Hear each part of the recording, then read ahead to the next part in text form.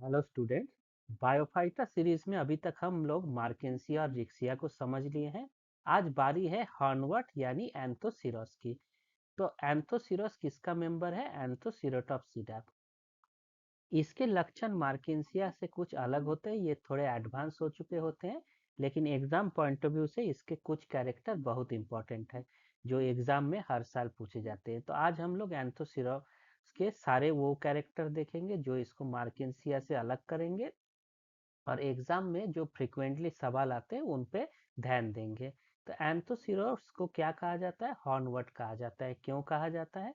क्योंकि इसका जो स्पोरोफाइट होता है ये किसी सींग जैसा, हॉर्न जैसा दिखाई देता है। तो बच्चों, इसके सबसे पहले हम लोग क्लासिफिकेशन को देखते हैं। तो क्लासिफिकेशन में ये कहाँ है? ये क्लिंडम प्लांटी। और डिवीजन क्लास किसका है? एंथोसिरोटॉप्सिडा का मेंटर है। और ऑर्डर क्या होगा? उसी नाम से होगा, एंथोसिरोटेस, और फैमिली एंथोसिरोटेसी। अगर इनके कैरेक्टर्स देखना हो तो आप क्लासिफिकेशन वाले वीडियो में देख सकते हैं। तो ये प्लांट एवोल्यूशन में एक बहुत बड़ा स्टार है, क्योंकि इसके पास प्रिमिटिव और एडवांस दोनों तरह के कैरेक्टर मिलते हैं। तो सबसे पहले हम देखते हैं ये कहाँ रहता है। तो इसका ठिकाना क्या है? ये भी कैसी जगह पसंद करता है? मॉइस्ट और सेडी प्लेस, जैसे सारे बायोफाइटा होता है, जैसे नदियों के किनारे हो, डैम सॉयल हो, या गीली चट्टाने हो। इनका भी थैलस कैसा होता है? प्रोस्टेट होता है, जमीन पे फैला रहता है। और कैसा होता है? प्रोस्टेट होगा तो उसमें एक डॉर्सल सरफेस ऊपरा और नीचे एक वेंट्रल सरफेस होगा। इसके भी जो एजेस है उस क्या बनाते हैं? लोब जैसा बनाते हैं। अगर इनका रंग देखा जाए तो ये काफी डार्क ग्रीन कलर होते हैं, क्योंकि इसमें काफी क्लोरोप्लास्ट भरा रहता है। और एक एनर्जी फैन की तरह काम, आप अगर फैन के ब्लेड की तरह देखें तो उस तरह ये दिखता है। अगर इसके डिस्ट्रीब्यूशन की बात किया जाए तो पूरे दुनिया में 25 से 40 स्पीसीज ऑफ एंथोसिरस इंडिया से रिपोर्टेड है। और इसके कुछ खास स्पीसीज ये कहाँ पाए जाते हैं? ईस्टर्न हिमालय और वेस्टर्न घाट में। की स्पीसीज है? एंथोसिरस हिमालयंसी, इरेक्टस चेम्बियंसिस और भारद्वाज। तो अगर विश्व की बात देखा जाए तो ऑलमोस्ट ये कॉस्मोपॉलिटन है, कि दुनिया के हर जगह में ये पाया जाता है जहां भी इसको मॉइस्चर मिलेगा। अगर आपको इन्हें ढंग से देखना है तो आप ईस्टर्न हिमालय या वेस्टर्न घाट जाइए, वहां ये खूब मिलते हैं। तो अब इसके थैलस को अगर हम लोग डिटेल में देखें, इसकी मॉर्फोलॉजी को, तो इसका थैलस देखने में कैसा है? Rosette like. रोजेट लाइक का क्या मतलब होता है? एक फूल जैसा गोला, जैसे यहाँ इसके पेटल्स की तरह इसके निकले हुए हैं, एक सेंटर से काफी ये निकले हुए हैं। और इसके जो लोब होते हैं वो इरेगुलरली लोब होते हैं, कोई निश्चित नहीं है कि एक ही डिस्टेंस पे लोब बने। कभी यहाँ भी बन सकते हैं, कभी एक साइड बड़ा होगा एक साइड छोटा होगा। तो इनके लोब क्या होते हैं? इरेगुलर लोब्ड होते हैं। और इनका जो कलर है ये काफी डार्क ग्रीन होता है। इसके लगभग कितना, 1 से 3 सेमी इसमें डायमीटर होता है। इसका एक खास कैरेक्टर है जो इसे मार्केंसिया से थोड़ा अलग करता है, जो एग्जाम में भी पूछ सकता है। इसमें क्या होते हैं? स्केल नहीं होते हैं। और इसका ऊपरी सरफेस क्या है? स्मूथ रहता है। एक और खास इसका कैरेक्टर क्या है? इसमें मिड रिब नहीं होते। जैसे मार्केंसिया का थैलस याद होगा, तो उसमें एक मिड रिब जैसा ग्रुप टाइप का होता था, तो इसमें क्या होता है? मिड रिब नहीं होता है, स्केल भी नहीं होता है। तो ये एकदम फ्लैट और सिंपल है। तो इसके डॉर्सल सरफेस क्या है?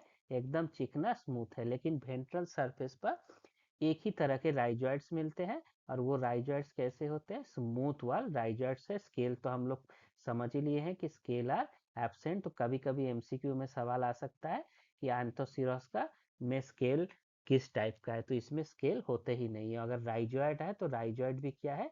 सिर्फ वन टाइप ऑफ राइजॉइड है। कैसा? ओनली स्मूथ वाल। और इसमें ट्यूबरकुलेट एब्सेंट होते हैं।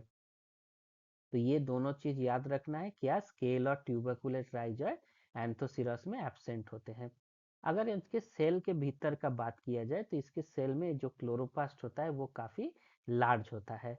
और एक और इसमें खास चीज होती है, इसके हर सेल में एक लार्ज आपको क्लोरोप्लास्ट दिखेगा। और उसके साथ क्या होते हैं? पायरेनॉइड्स प्रेजेंट होते हैं। जिस पायरेनॉइड्स आप लोग सुने होंगे, किसका कैरेक्टर है? ये एल्गी में पाया जाता है। तो एल्गी का कुछ कैरेक्टर इसमें दिखा रहता है, में आपको मिल जाएगा।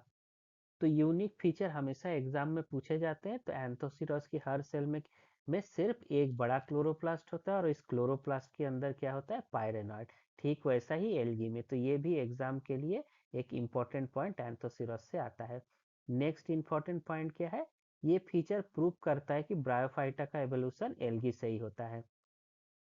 तीसरा एक बहुत ही इंटरेस्टिंग कैरेक्टर होता है, इसमें कुछ कैविटीज होती है जिसको आगे और डिटेल में दिखेंगे, जिसको क्या कहते हैं, म्यूसिलेजिनस कैविटी कहते हैं। तो म्यूसिलेजिनस कैविटी में क्या रहता है, एक ग्रीन एल्गी रहता है जो मोस्टली क्या होता है, नॉस्टॉक रहता है। ये नॉस्टॉक या सिम्बियोटिक तरीके से रहता है, एंथोसिरस इसे रहने का जगह देता है और बदले में नॉस्टॉक क्या करता है, नाइट्रोजन फिक्सेशन करता है। तो क्वेश्चन पूछा जा सकता है एंथोसिरस के आंसर कौन से कैविटीज में नॉस्टॉक रहते हैं, तो वो म्यूसिलेजिनस कैविटी होगा, म्यूसिलेज कैविटी भी कहते हैं। या पूछा जा सकता है कौन से एल्गी एंथोसिरस के साथ सिम्बियोटिक रिलेशन बनाते हैं, तो उसका एग्जाम्पल क्या है, नॉस्टॉक कहते हैं। तो इस नॉस्टॉक की वजह से इस थैलस पर क्या होते हैं, छोटे छोटे डार्क स्पॉट दिखाई देते हैं। तो अगर इसके इंपॉर्टेंट कैरेक्टर कहा जाए तो इसको याद रखना है, सिम्बियोसिस, म्यूसिलेजिनस कैविटी हुआ, तो ये सब इसके मेन कैरेक्टर, उसी के साथ एक क्लोरोप्लास्ट पर सेल विथ पायरिनॉइड। अगर इसके थैलस के अंदर की बात किया जाए, इसका वर्टिकल सेक्शन काट के हम लोग देखें, तो मार्केंसिया और रिक्सिया से एक बहुत अंतर आता है, इसके पूरे थैलस में कोई पार्टीशनिंग नहीं दिखता। तो एंथ्रोसिलस का थैलस बिल्कुल वैसा है जहाँ कोई बीच में पार्टीशन नहीं है। मार्केंसिया के अंदर बड़े बड़े एयर चेम्बर्स होते थे और स्पोर बनते थे, लेकिन एंथोसिलस क्या है, बिल्कुल सिंपल और होमोजीनियस है। सिंपल मतलब एक ही तरह के सेल है, होमोजीनियस मतलब सेल्स में कोई डिफरेंशिएशन नहीं है। इसमें कॉम्प्लेक्सिटी होता है का मिनिमम है, बहुत ज्यादा यहाँ कॉम्प्लेक्सिटी नहीं है। तो सबसे पहले हम लोग क्या देखते हैं कि एंथोसिरस का थैलस क्या है, अनडिफरेंशिएटेड है, मतलब एक ही तरह के सेल है, कई तरह के नहीं है। जैसे रिक्सिया और मार्केंसिया में अलग अलग फोटोसिंथेसिस और स्टोरेज देन था, यहाँ ऐसा कोई स्ट्रक्चर नहीं है। यहाँ ना ही एयर चेम्बर है ना ही एयर पोर है। ये सब एग्जाम पॉइंट ऑफ व्यू से बहुत इंपॉर्टेंट है कि जैसे लीवरवर्स यानी मार्केंसिया रिक्सिया में होते थे, यहाँ ना कोई एयर चेम्बर मिलेगा ना ही कोई एयर पोर मिलेगा, पूरा थैलस लगभग एक ही तरह के सेल्स का बना होता है। अब अगर हर टिश्यू को देखा जाए तो सबसे बाहर क्या मिलेगा, एपिडर्मिस का लेयर मिलेगा, जिसको क्या कहेंगे, अपर एपिडर्मिस। ये क्या है, सिंगल लेयर है और इसमें कोई पोर नहीं होते। फिर ध्यान देना है कि कोई पोर नहीं है, बस सिंगल एक सेल्स का लेयर है। इसके अंदर इंटरनल सेल्स देखा जाए तो वो कैसे हैं, सारे सेल पैरेन्काइमेटस है और जिसमें क्या है, क्लोरोप्लास्ट भरा हुआ है, जिसको क्या कहते हैं, क्लोरेनकाइमा भी कभी कभी कहते हैं। ये एरिया फोटोसिंथेसिस में इंपॉर्टेंट है, इसी में सारा फोटोसिंथेसिस इसका होगा। अगर क्लोरोप्लास्ट का बात किया जाए तो क्लोरोप्लास्ट में कुछ खास होते हैं। तो इसमें क्या होते हैं, जो क्लोरोप्लास्ट होते हैं उसका शेप कैसा होता है, लेंस जैसा शेप होता है। और इसमें क्या पाए जाते हैं, जो इंपॉर्टेंट कैरेक्टर है फिर से याद दिलाना है कि पायरेनॉइड मौजूद होते हैं। और पायरेनॉइड क्या करते हैं, ये स्टार्च फॉर्मेशन का सेंटर है और एवोल्यूशन का एक सबूत दे रहा है कि इनका कैरेक्टर एल्गी से मिलता है। जो इसमें ज्यादातर पूछा जाता है कि इसमें क्या होते हैं, यहाँ आप देख सकते हैं कई ठो म्यूसिलेजिनस कैविटी दिख रहा है। लेकिन इसका एक और चीज ध्यान रखना है कि ये म्यूसिलेजिनस कैविटी किसके तरफ है, ऊपर सरफेस की तरफ नहीं है, नीचे के सरफेस की तरफ है। जिसमें कौन रहता है, जिसमें नॉस्टॉक की कॉलोनी रहती है। और ये कैविटीज बाहर की तरफ एक स्लाइम पोर ओपनिंग होता है, जो यहाँ तो दिख नहीं रहा है, उससे ये ओपन होते हैं। इसके नीचे क्या है, इसके नीचे भी लोअर एपिडर्मिस है, सबसे नीचे वाली रे है, जहाँ क्या पाया जाता है, स्मूथ वाल राइजॉइड्स पाया जाता है। इसमें स्केल नहीं पाए जाते हैं, ना कि ट्यूबरकुलेटेड राइजॉइड है। तो बच्चों इसमें पायरेनॉइड का सिग्निफिकेंस याद रखना है कि पायरेनॉइड क्यों सिग्निफिकेंट है, कि पायरेनॉइड्स का होना क्या है, आम बात नहीं है। बायोफाइटर्स में पायरेनॉइड्स मोस्टली नहीं दिखते हैं, लेकिन यहाँ दिख रहा है, ये स्टार फॉर्मेशन से जुड़ा होता है। तो ये इसका एल्गी लाइक कैरेक्टर है। तो अगर कभी एग्जाम में पूछा जाए कि एंथोसिरस एवोल्यूशनरी पॉइंट से क्यों इंपॉर्टेंट है, किस कैरेक्टर की वजह से, तो उसको याद रखना है पायरेनॉइड की वजह से। तो बच्चों एंथोसिरस ने पार्टीशन पर खर्चा नहीं किया है, कोई एयर चेम्बर नहीं है, सारा पैसा किसमें किया है, क्लोरोप्लास्ट में। और फ्रेंडशिप किसके साथ किया है, नॉस्टॉक के साथ। तो बीएससी प्रैक्टिकल में जब आप इसका सेक्शन कट करेंगे तो याद रखिएगा, आपको अगर होज दिख रहे हैं तो वो एयर चेम्बर नहीं है, काफी बच्चे कंफ्यूज करते हैं। वो एयर चेम्बर नहीं है बल्कि नॉस्टॉक का घर है, जिसको क्या कहते हैं, म्यूसिलेज कैविटी कहते हैं। बच्चों अब हम लोग रिप्रोडक्शन देखेंगे एंथोसिरस का। तो बच्चों, क्या आपने कभी सोचा है कि अगर बारिश ना हो और जमीन सूख जाए तो हमारा एंथोसिरस क्या करेगा? क्योंकि हम लोग बार बार ब्रायोफाइटा में कहते हैं कि पानी इसके लिए बहुत जरूरी है, लेकिन एंथोसिरस में अगर पानी नहीं भी मिले तो इसके पास बहुत सारे प्लान होते हैं। तो आज हम इन प्लान्स को एक एक करके देखते हैं कि ये किस तरह सरवाइव करते हैं। तो सबसे पहला वेजिटेटिव रिप्रोडक्शन का क्या मेथड है? फ्रैगमेंटेशन। फ्रैगमेंटेशन में क्या होता है? फ्रैगमेंटेशन सबसे आम तरीका है जब थैलस का पुराना हिस्सा या पिछला हिस्सा, जिसे पोस्टेरियर पार्ट करते हैं, धीरे धीरे क्या हो जाता है, खत्म होने लगता है। तो डायक्टोमी पे आ जाता है। यहाँ से मान लीजिए ये खत्म हो रहा है, जैसे ये डायक्टोमी में आया, यहाँ पे आ गया, तो क्या होगा, तो ब्रांचिंग पॉइंट पे पहुंचते ही ये दोनों ब्रांचेस अलग हो जाएंगे, ये टूट जाएगा और ये टूट जाएगा, और टूट के क्या हो जाएंगे, ये नया प्लांट बन के ग्रो करना शुरू करते हैं। तो इससे क्या फायदा होता है? जैसे पूरा प्लांट के लिए बहुत ज्यादा मॉइस्चर नहीं है, तो थोड़ा सा टूट गया तो उसके लिए सॉइल में इनफ मॉइस्चर है, तो वो फिर से ग्रो करके अपना जनरेशन स्टार्ट कर सकता है। अगर फेवरेबल कंडीशन आएगा तो ये और फैलने लगेगा। दूसरा टाइप है ट्यूबर्स का। ये सबसे इंटरेस्टिंग पार्ट है। जब बहुत अनफेवरेबल सीजन हो, यानी सूखने का वक्त, तो थैलस के मार्जिन या नीचे की तरफ छोटे छोटे गोल गोल क्या बन जाते हैं, ट्यूबर्स बन जाते हैं। ये क्या होते हैं? इनको पेरिनेटिंग स्ट्रक्चर कहते हैं, जो मिट्टी के अंदर सेफ रहते हैं। जब पूरा प्लांट ऊपर से खत्म भी हो जाए, तो अगर हम लोग खोद दे जमीन, तो ये छोटे स्ट्रक्चर हम लोग को दिख जाएंगे। जैसे ही अगली बारिश आती है तो ट्यूबर्स क्या होगा, जर्मिनेट कर जाएगा, जर्मिनेट होकर नया थैलस बना लेता है। तो ये इसके क्या है, आप एंथोसिरस के छोटे छोटे आलू कह सकते हैं। तीसरा क्या है, जीमा, लेकिन ये बहुत रेयर कंडीशन में होता है, एक ही स्पीसीज है। ये सीयूईटी या कोई इंपॉर्टेंट एग्जामिनेशन में कभी कभी पूछा जाता है कि जेमा इनमें से किस में प्रेजेंट है। तो एंथोसिरस का एक स्पीसीज होता है ग्लैडुलस, जिसमें जेमा पाया जाता है। तो ये तो मोस्टली मार्केंसिया के कैरेक्टर है, लेकिन ग्लैडुलस जैसे स्पीसीज में ये थैलस के मार्जिन पे डेवलप करता है। और इसके अंदर भी मार्केंसिया जैसे छोटे छोटे ग्रीन बॉडीज होते हैं, जो अलग अलग होकर नए प्लांट में बदल सकते हैं। तो ये मार्केंसिया के जेमा कव जितने पॉपुलर नहीं है, पर काम वही करते हैं। एक और मेथड होता है, वो भी ज्यादा कॉमन नहीं है, उसको क्या कहते हैं, एपोस्पोरी। अब बीएससी एग्जाम का ये कभी कभी क्वेश्चन आ सकता है। लोग समझते हैं एपोस्पोरी नहीं होता, लेकिन एपोस्पोरी भी इसमें बन सकता है। तो एपोस्पोरी का क्या मतलब होता है, बिना इसमें बिना स्पोर बने डायरेक्ट स्पोरोफाइट के सेल से एक नया गैमेटोफाइट थैलस बन जाना। तो कभी कभी इससे सेल्स टूट जाते हैं और वो पूरा क्या बना देते हैं, गैमेटोफाइट। तो ये नेचर का एक जेनेटिक शॉर्टकट है, जहां मियोसिस की जरूरत नहीं पड़ती।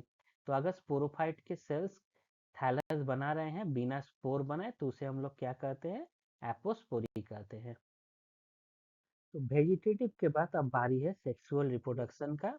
तो बच्चों, क्या आपने कभी सोचा है कि अगर सेक्स ऑर्गन थैलस की सरफेस पर ना हो और उसके अंदर अंडरग्राउंड छुपा रहे, तो उन्हें ढूंढना किनका मुश्किल होगा? तो हमारे एंथोसिरस बिल्कुल वही करते हैं। इसके एंथ्रिडिया और आर्चिगोनिया किसी वीआईपी की तरह थैलस के टिश्यू में धसे रहते, एम्बेडेड रहते। ये इसका बहुत इंपॉर्टेंट कैरेक्टर है, एग्जाम में पूछ सकता है कि सेक्स ऑर्गन कहाँ है। तो याद रखना है, एंथोसिरस में सेक्स ऑर्गन कहाँ होते हैं, छुपे रहते हैं। तो बच्चों, सबसे पहले अगर देखा जाए तो ये एंथोसिरस की फैमिली की बात किया जाए, तो ये अक्सर क्या होते हैं, मोनोसियस होते हैं, यानी एक ही थैलस पर मेल और फीमेल दोनों ऑर्गन मिल सकते हैं। सबसे इम्पोर्टेंट जो बात है, जो बीएक्सी एग्जाम में पूछा जाता है या सीयूईटी में पूछा जाता है कि इसका डेवलपमेंट कैसा है, तो इसका डेवलपमेंट बच्चों एंडोजीनस है। इसका मतलब है कि सेक्स ऑर्गन थैलस की सरफेस के नीचे, यानी टिश्यू के अंदर डेवलप होते हैं। तो सबसे पहले हम लोग मेल सेल्स ऑर्गन यानी एंथ्रिडिया का बात करेंगे।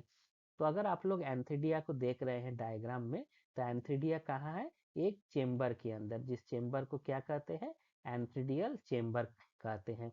ये थैलस के डॉर्सल साइड पे होते हैं, और एक चेम्बर में कम से कम 1 से 25 तक मेंबर हो सकते हैं। मतलब एक, जैसे यहाँ क्या दिख रहा है, एक एंथ्रिडियम दिख रहा है, ऐसे चेम्बर के अंदर 1 2 3 4 से 25 तक एंथ्रिडियम हो सकते हैं। कहाँ है, एंडोजिनस है, और एंथीडियम का नंबर 1 से 25 तक उस चेंबर में हो सकता है। और ये क्या होते हैं? क्लब शेप्ड होते हैं। जैसे आप लोग बैडमिंटन का रैकेट देखते हैं या टेबल टेनिस का, उसको क्या कहते हैं? क्लब शेप कहते हैं। अगर इसके स्ट्रक्चर की बात किया जाए तो यहाँ तो बहुत बड़ा स्टाक नहीं दिख रहा है, तो इसका स्टाक क्या होता है? शॉर्ट स्टाक होता है। शॉर्ट स्टाक होता है और बाहर एक सिंगल लेयर, जैकेट का एक सिंगल लेयर ऑफ सेल होता है। इनके अंदर क्या बनता है? बाइफ्लैजिलेटेड एंथ्रोजॉइड्स, जिसका शेप क्या होता है? रॉड लाइक होता है। तो बच्चों, एंथ्रोजॉइड्स कैसे हैं? रॉड लाइक है और इसमें तैरने में एक्सपर्ट होते हैं। क्यों? क्योंकि इसमें कितना है? 2 फ्लैजिला पाया जाता है। अगर फीमेल सेक्स ऑर्गन की बात किया जाए तो ये भी क्या है? अंदर घुसे हुए हैं। ये भी थैलस में पूरी तरह धसे हैं। इसका शेप एक किसके जैसा है? फ्लाक्स जैसा। मोस्टली ब्रायोफाइटा में ऐसा ही होता है। और इसमें भी क्या होते हैं? इसका कोई अपना ये खास कैरेक्टर होता है, इसको भी याद रखना है। कोई जैकेट लेयर इसका नहीं होता। एग्जाम में पूछ सकता है घुमा के कि एंथोसिरस में जैकेट लेयर कितने लेयर्स का होता है? सिंगल लेयर, 2 लेयर, 3 लेयर या नन ऑफ दिस। तो इसमें कोई जैकेट लेयर नहीं होता है, इसको ध्यान रखना है। तो थैलस के जो यहाँ सेल्स देख रहे हैं, यही इसको क्या करते हैं? दीवार का काम करते हैं। इसके नीचे अगर देखा जाए तो इसमें नेक कैनाल सेल्स कितने होते हैं? 4 से 6 नेक कैनाल सेल्स होते हैं। इसको मिटा देते हैं। तो नेक कैनाल सेल्स का नंबर क्या है? टिपिकली 4 to 6 है। और नीचे जैसे सारे में होता है, वेंटर होता है और एग होता है, और ऊपर क्या होता है? 4 कवर सेल्स होते हैं। तो इसमें कुछ खास ऐसा स्ट्रक्चर नहीं होता है। यहाँ खुला हुआ दिखाई दे रहा है, लेकिन यहाँ क्या होते हैं? 4 कवर सेल इसको कवर करके रखते हैं। फर्टिलाइजेशन की बात किया जाए तो इसके लिए वाटर बहुत जरूरी है। तो जब ब्रायोफाइटा को वाटर मिल जाए, बारिश का पानी थैलस पर जमता है, तो नेक कैनाल सेल्स क्या हो जाएंगे? डिसॉल्व हो जाएंगे। और क्या होता है? एक रास्ता बनता है और एंथ्रोजॉइड्स क्या करेंगे? तैर कर आर्चिगोनियम तक पहुंचते हैं और एक के साथ फ्यूज होते हैं।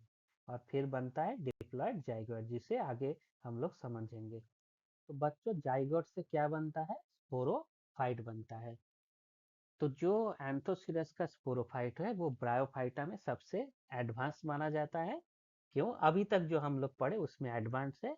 ये कैसा होता है? बिल्कुल लंबे सींग जैसा होता है। कलर क्या होता है? इसका कलर क्या होता है? ग्रीन होता है। ये भी ध्यान रखने वाला है।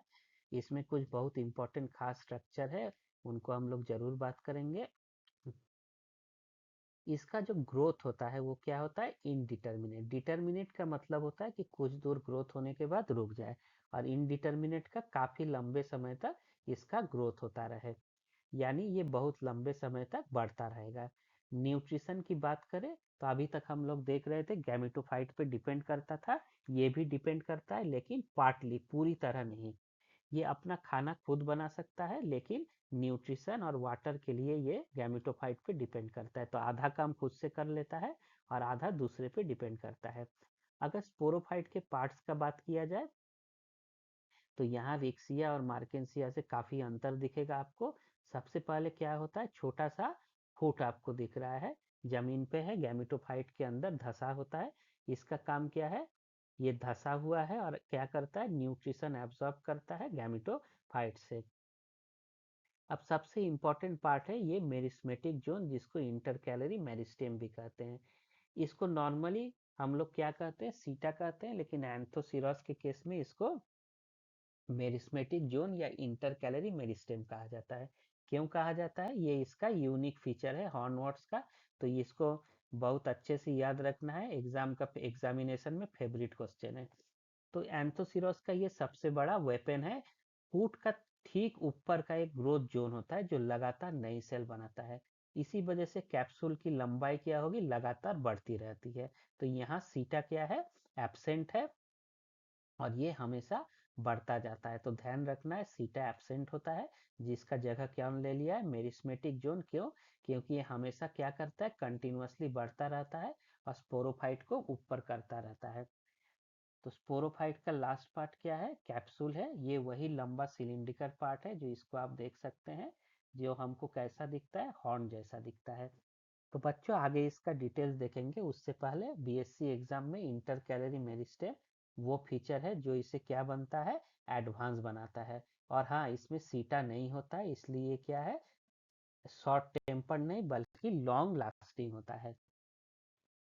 इसका कैप्सूल को अब हम लोग डिटेल सेक्शन में देखेंगे, एक एक पार्ट को देखेंगे और देखेंगे कहाँ से क्वेश्चन एग्जाम में बनते हैं। तो सबसे बाहर की दीवार है जिसको क्या कहते हैं, कैप्सूल वाल कहते हैं।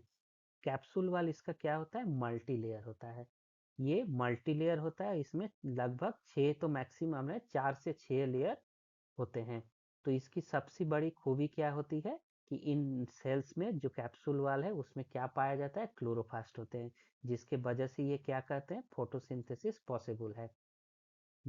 और ध्यान से देखिए, इसका बहुत इंपॉर्टेंट कैरेक्टर है, इसके एपिडर्मिस पर कौन है, स्टोमेटा भी है। स्टोमेटा रहेगा तभी गैस अंदर आएगा, यहाँ बना भी है, छिद्र दिखाया जा रहा है, तभी फोटोसिंथेसिस हो पाएगा। तो ये स्टोमेटा का बनना एक एडवांस कैरेक्टर हो गया। तो कभी कभी एग्जाम में पूछा जाता है कि इनमें से किस में स्टोमेटा पाया जाता है, तो मार्केंसिया, रिक्सिया, इन सब के साथ एंथोसिरस आएगा। तो याद रखना है एंथोसिरस के कहाँ पे, कैप्सूल में क्या पाया जाता है, कैप्सूल के वाल के सेल्स में स्टोमेटा पाया जाता है, और इसमें जो सेल्स है वो क्लोरोप्लास्ट सेल है जो फोटोसिंथेसिस करते हैं। इसीलिए ये लोग क्या है, पार्टली डिपेंडेंट है। दूसरा एक इम्पोर्टेंट स्ट्रक्चर जो अभी तक बायोफाइटा में नहीं देखा गया था, इसमें एक सामने एक रॉड जैसा आप लोग देख सकते हैं, इसको क्या कहते हैं, इसको क्या कहते हैं, कॉलुमेला कहते हैं। ये एक पिलर जैसा होता है।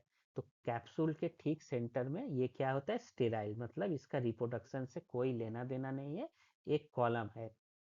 और इसमें लगभग कितने सेल्स होते हैं, 16 सेल्स थिक होते हैं। इसका काम सिर्फ क्या होता है, सपोर्ट देना नहीं बल्कि पानी और न्यूट्रिशन का कंडक्शन है। तो ये क्या करता है, एक मैकेनिकल सपोर्ट तो दे ही रहा है, उसके साथ न्यूट्रिएंट और वाटर को कंडक्ट कर रहा है, ताकि फूड से जो सामान आ रहा है नीचे से वो कैप्सूल में सही तरह से डिस्ट्रीब्यूट हो। और सबसे इम्पोर्टेंट पार्ट इसका क्या है, जो कॉलुमेला के चारों तरफ है उसको कहते हैं स्पोरोजिनस टिश्यू।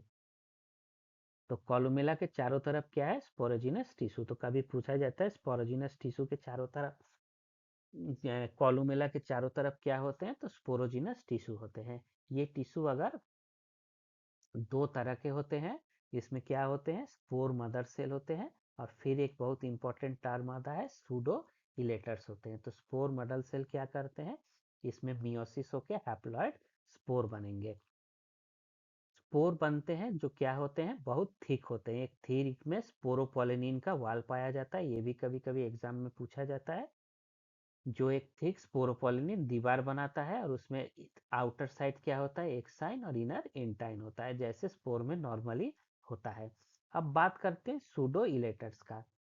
तो ये अजीब दिखने वाले सेल यहाँ देख सकते हैं, सूडो इलेटर्स से। ये मल्टी सेलुलर होते हैं और स्टेराइल है, मतलब इसका रिप्रोडक्शन में तो लेना देना नहीं, लेकिन मदद करते हैं, खुद रिप्रोडक्टिव नहीं है। तो इन्हें मार्केंसिया की तरह इसमें क्या नहीं होता, स्पाइरल थिकनिक इसमें एब्सेंट होता है। ट्रू इलेटर्स में क्या होता है, स्पाइरल थिकनिक हम लोग देखे थे, क्या होते थे, ऐसे ऐसे स्पाइरल थिकनिंग होते हैं, 2 to 3 बार ऐसे थिकनिंग होते हैं। तो यहाँ के क्या है, यहाँ के अगर आप इलेटर्स को निकाल के देखें तो ये बिल्कुल क्लीन है, इसमें कोई स्पाइरल थिकनिंग नहीं है, इसीलिए इनको क्या कहा जाता है, सूडो इलेटर्स। इलेटर्स तो है लेकिन स्पाइरल थिकनिंग नहीं है, इसलिए झूठा इलेटर्स करता है। इनका काम भी वही है, हाइग्रोस्कोपिक मूवमेंट के जरिए पानी को सोखना और स्पोर को कैप्सूल से बाहर फेंकने में मदद करना। तो बच्चों जब कैप्सूल मैच्योर हो जाएगा तो अब क्या होगा, ये फटता है। तो मैच्योरिटी पहुंचते हैं तो ये ऊपर से ब्लास्ट होकर फटता है, फटने को क्या कहते हैं, डेहिसेंस कहते हैं। पर नीचे से जो इसका बेसल मेरिस्टेम है, ये नए स्पोर भेजता रहता है। तो ये एक नॉन स्टॉप स्पोर फैक्ट्री है। तो आज हम देखेंगे कैसे ये प्लांट अपनी हैप्लॉइड और डिप्लॉइड जनरेशन के बीच बैलेंस बनाए रखता है। तो जब कैप्सूल पूरी तरह मैच्योर हो जाता है तो इसका डेहिसेंस यानी फटना शुरू होता है। तो सबसे पहले क्या होता है, ये लॉन्गिट्यूडिनली स्प्लिट होते हैं 2 हाफ में, यानी ऊपर से नीचे की तरफ 2 भाल्स बन जाएंगे। ये कैसा था, ये सींग की तरह था। तो यहाँ क्या होगा, बीच में से ये क्रैक करना शुरू हो जाएगा, तो आपको ऐसे एक हिस्सा और दूसरा एक हिस्सा देखने को मिलेगा। तो इसमें 2 भाल्स में बढ़ जाता है। लेकिन इसमें खास बात क्या है, क्योंकि इसके पास बेसल मेरिस्टेम है, इसलिए ये ऊपर से स्पोर निकलते रहते हैं, यहाँ जो स्पोर होंगे वो बाहर जाते रहेंगे। और नीचे क्या होंगे, जो अगर इसके और नीचे वाले हिस्से पे आए तो यहाँ तब भी क्या होंगे, नए नए स्पोर बनते रहेंगे।